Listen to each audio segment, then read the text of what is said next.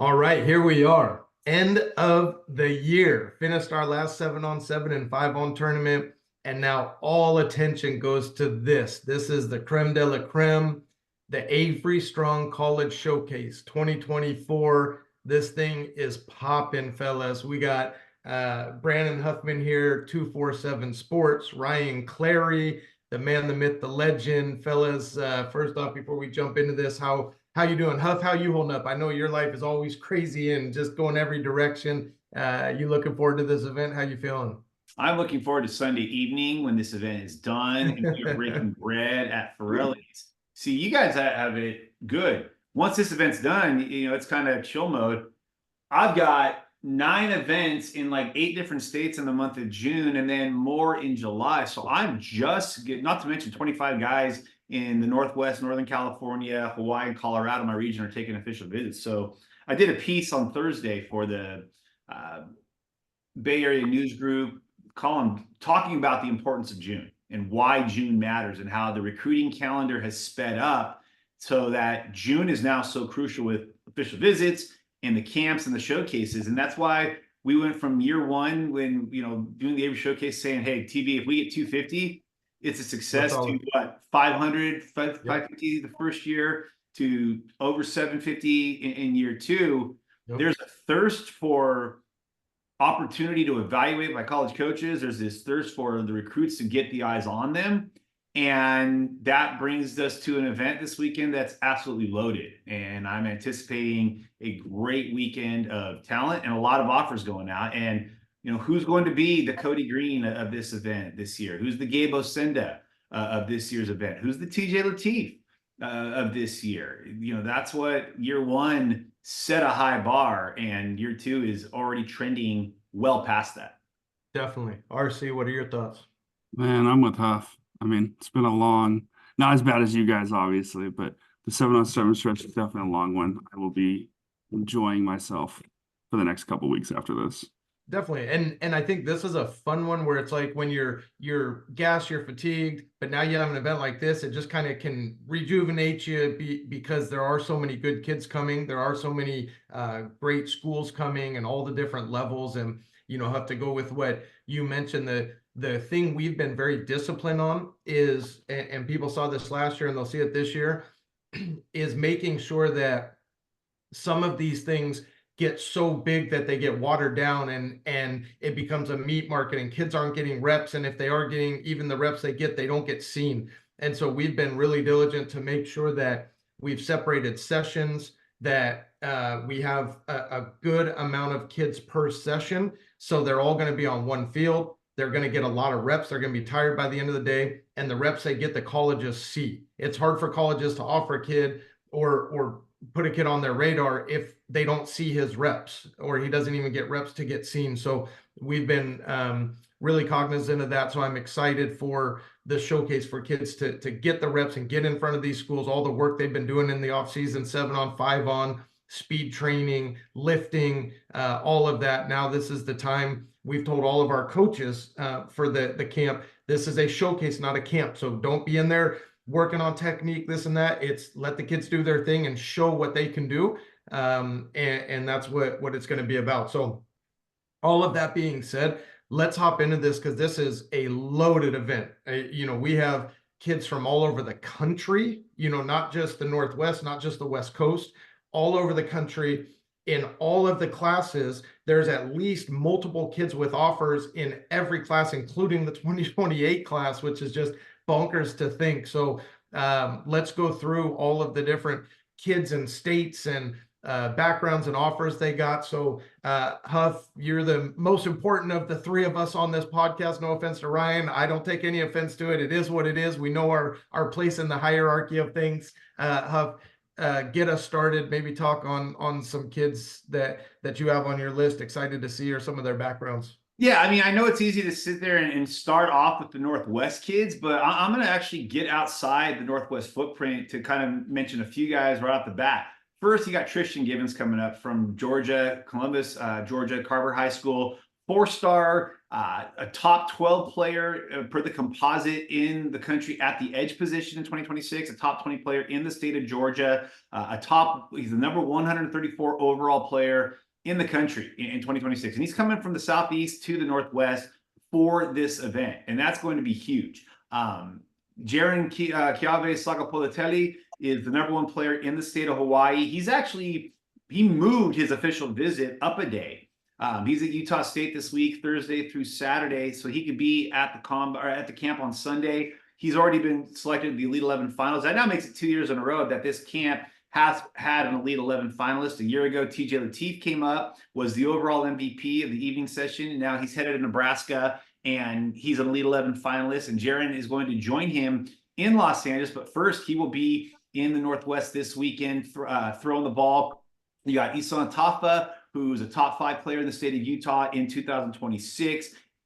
This could be one of the best classes the state of Utah has ever produced in 2026. And Isan was there at Corner Canyon last year, blocked for Isaac Wilson, who was the state player of the year there at Corner Canyon, helped them win a state championship. And then, this guy's from Washington, but he's now in California, and he's making his return to the Northwest. And he really had his breakout at this event last year. He had no Power 5 offers a year ago, came to the camp and ended up with 3 before we even busted out the second session, and that's Cody Green, now at Mater Dei High School, formerly of Eastside Catholic. So he'll be coming up. Those are big to get Cody to come back up, to get Tristan Gibbons to come out, with Jaron, cutting or moving his official visit to a day earlier so he can come and throw when he's got offers. He'll be back in the Northwest next week, and he's going to Oregon State for an official visit. So, those 3 guys are kind of some of the bigger names that, from a national standpoint. You also got Deshaun Toilolo at Skyridge High School in Lehi, Utah. He'll also be coming. So you got, quite a contingent from the state of Utah coming up. And then Gabriel Osenda, who, he, like Cody Green, he really, I don't think he had an offer a year ago. No, he didn't. Right. He got his first offer that day. Yep, and he got his first offer. Was at Clearwater Academy down in Florida. He's now at Baylor School, but he's originally from Canada. And he'll be back. So some national guys making this a stop. Caden Butler, another kid who kind of, he was from, I want to say Kansas or Missouri. Came last year. Now he's playing at Long Beach Poly, but had a great showing, was an MVP, got some offers. So a lot of guys that are making the return, a lot of guys that, saw some of the guys previously who came from outside the region. And then a name that I'm really excited about. He's actually from the furthest Pacific Northwest in Alaska. He's going to spend his high school career down in Southern California. And that's Marcus Pakatau, who's out of Alaska originally, but now at Orange Lutheran, 2028. Already got a bunch of offers. Guarantee you, when he steps foot on that field, there's going to be coaches following him around and then in shock when they realize he's a freshman to be. But another kid to keep an eye on. So those are some of the big, out of the region guys coming through.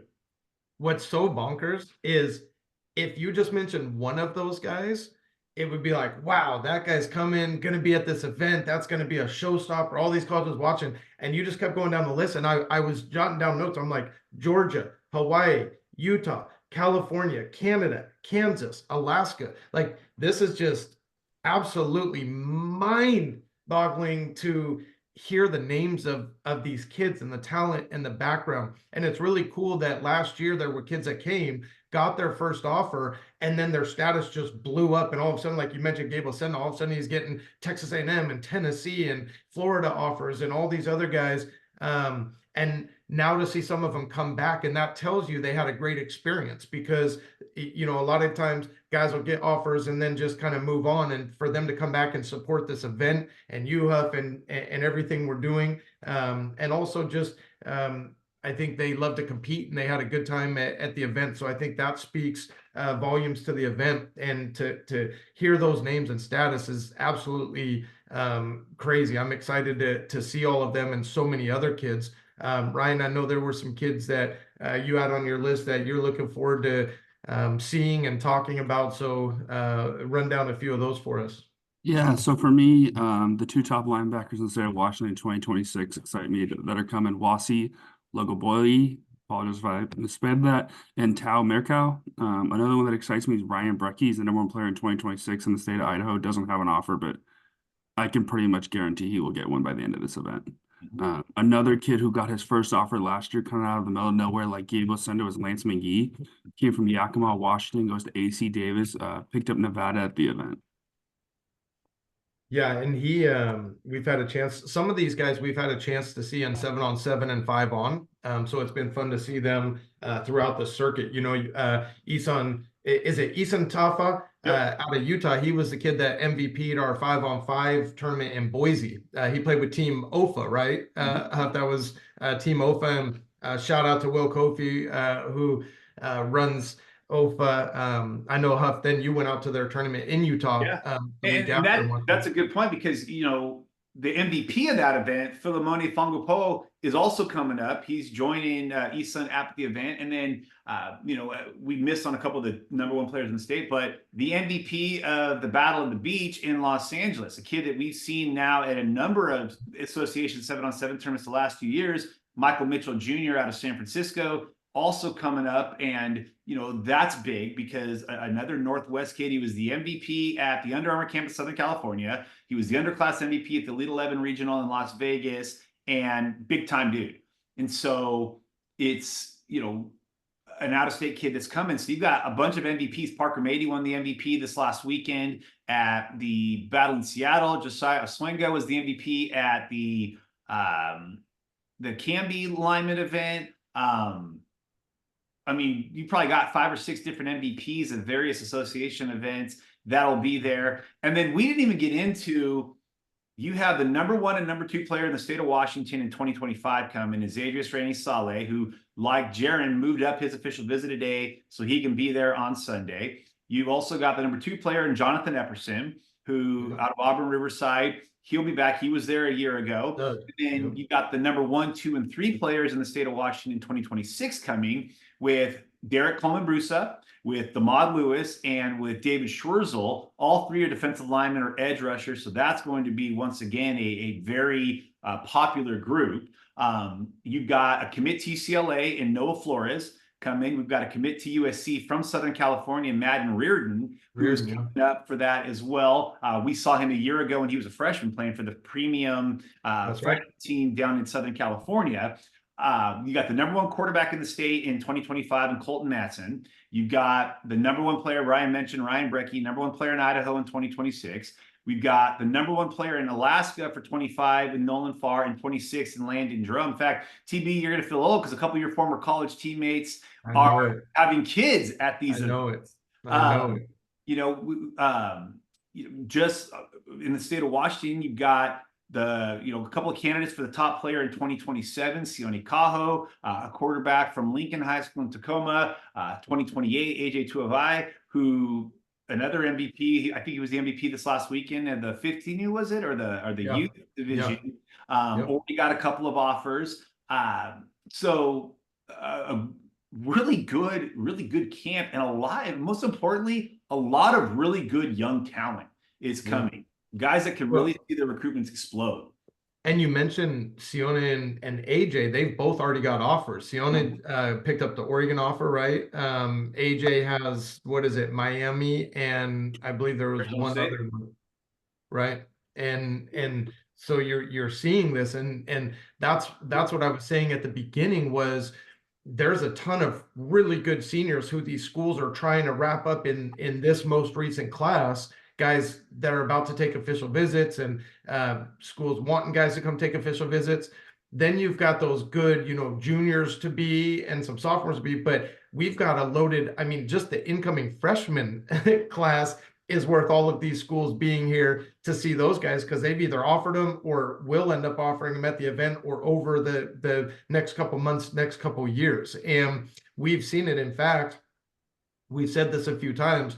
It was an Avery Strong Showcase event down in Southern California years ago, where a quarterback by the name, you might be familiar with it, Bryce Young, happened to get his very first offer at that event. And then I remember years ago in Seattle, Savell Smalls, who ended up being a 5-star, ended up getting his first offer at that event. So we've seen so many of these top kids that come through that we see for the first time as an incoming freshman player that end up being these 4 and 5 stars and All-Americans down the road. So it's really cool to be able to see them and see them throughout the years and coming back. And this event is creating a culture where sometimes the big time kids, once they get to a certain level, they don't want to associate or come back to an event. With ours, they're all coming back. And I think over the years we'll continue to. And that's what really excites me. And this is at the point where every school in the country, this is just a layup every year to put this on your calendar and make sure that you're at this. And we know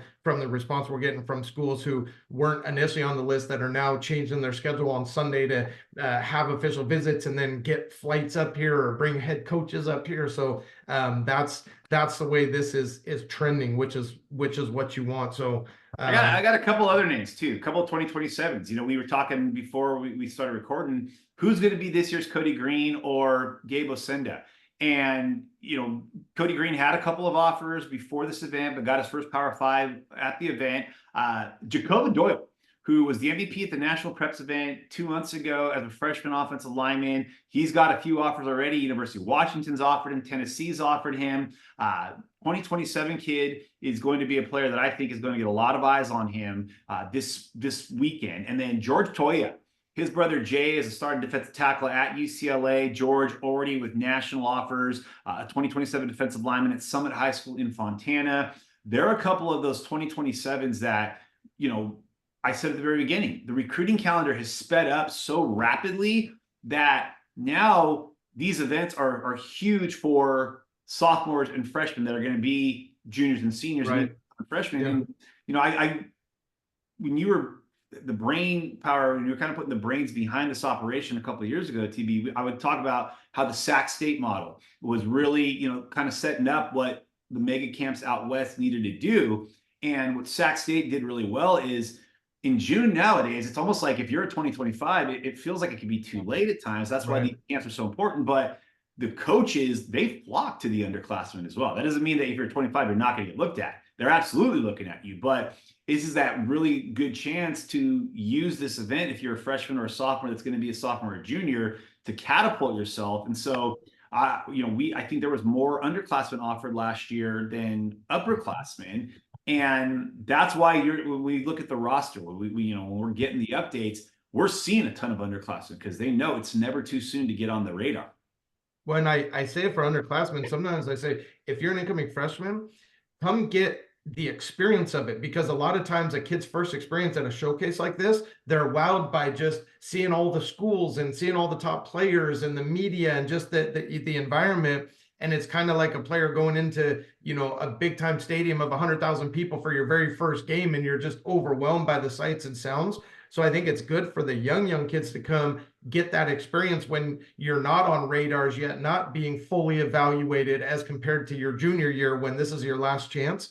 And then also it's a chance to catch some eyes, and people can say, hey, look at that frame, look at him move around. Yeah, he's rough around the edges, he's not polished yet, but he's only an incoming freshman, but man, let's put him on our radar and circle him and keep an eye on him. So you're absolutely right. And then for these seniors, a kid like Colton Matson, this is everything right here. I think he's a kid that I don't want to say he's under the radar, slipping through that. He's from criminally under recruited. If we're honest, it's ridiculous how under recruited he is. He's criminally under recruited.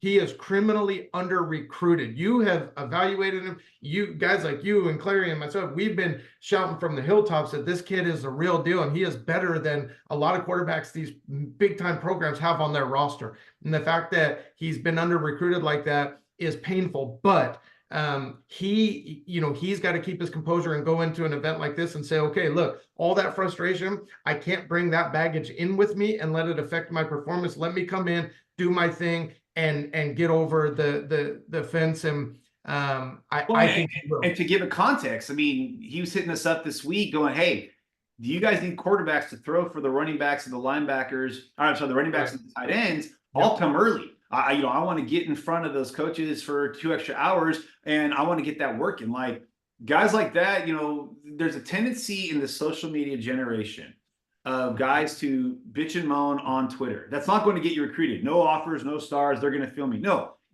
by tweeting that, they're not going to feel you. You need to keep your mouth shut and go do the work. And that's what Colton's done. I mean, he's done it on the field. The guy started in 3 state championship games. He's won 2 of them, and he just kept his mouth shut, kept his profile low, and maybe to his own detriment at times because he's not being loud and obnoxious. But he's the kind of guy that he goes on Sunday, and all these coaches get to see him throw, and they're like, "Wow, okay, Yep. he's bigger than we thought. He's got the bigger arm than we thought. What have we been waiting for?" Yep. And your best ability is availability, and he hasn't committed anywhere yet. I could see his recruitment taking a positive upswing finally this week, and that's what that offers you. You're going to have head coaches from colleges there. You're going to have OCs and quarterback coaches there. It's a big opportunity.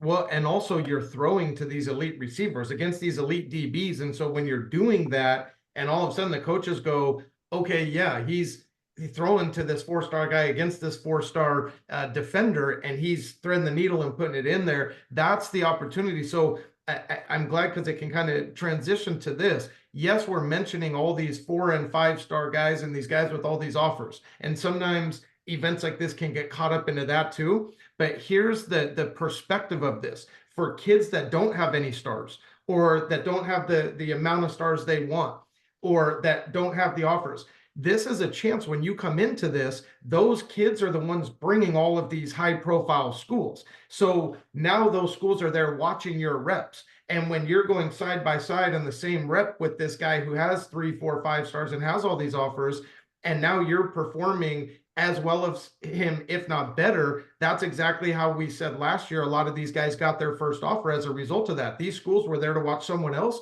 and then notice this kid. And Caden Butler was a perfect example of that last year. He came in as an unknown and all of a sudden walked away with multiple offers from a lot of schools. A lot of the Olu kids out of SoCal, same thing. They came up. Gabe Osenda out of Canada.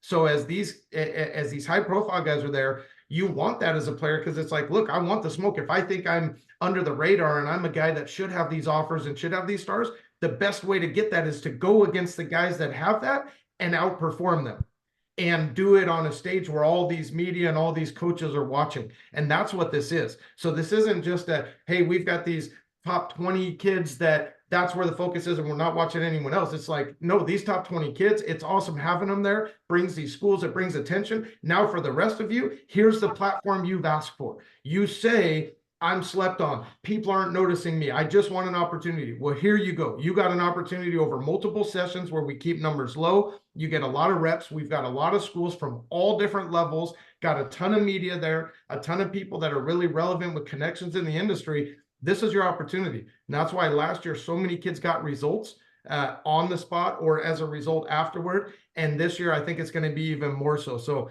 that's the part I'm super excited about with this event. And obviously then the cause and the tie-in, seeing all the kids wearing the Avery Strong shirts and seeing the branding around. We've got, even more tents and feather flags and all of that. The MVP trophies are going to have a picture of Avery, and the kids get to rock that. And then we'll also have the check we present each year to the foundation. So along with kids coming and having a great platform and stage to get recruited, get on radars, move up radars, everyone is also supporting a great cause, and it's raising awareness. And that's something that all of us here take a lot of pride in and are very passionate about. So very excited. Appreciate you guys being on the podcast. I'll throw it to you, Ryan, if there's any other kids that you want to mention or any other thoughts you have.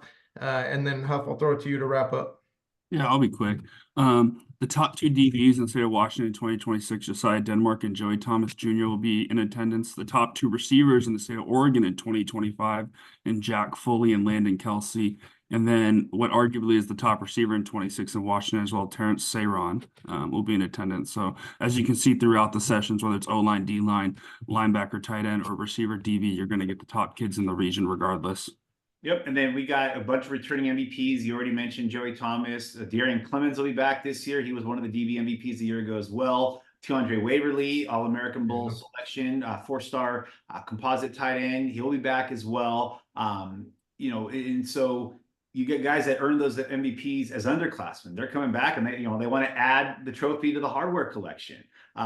Nolan McWilliams, who's one of the top receivers in the state. Chris Norris was one of the receiver MVPs a year ago. They'll both be there as well. I don't know if you mentioned Brock and Brady Beaner, Ryan, earlier. Everything's kind of going through the head, but those guys are a big part of the 2A state championship season at Anacortes. Boise State is after both of them heavily. They were in the state track meet this last weekend, so you missed them in the 7-on-7 tournament. And then again, I can't express enough, the amount of underclassmen that are coming that really could see kind of their recruitment take off. Taven Collins is I believe is at Cascade Christian now. He'll be there as well. And then a guy who I've seen, Parker Mady was the MVP, but a guy who really impressed me on Sunday, and I liked when I saw him at the Under Armour camp in April, Xavier Aarons out of Curtis in University Place. I mean, you get a chance to see some of these guys, and when you're a college coach, and then you're like, wow, okay, they got the size, they got the speed, they got the strength.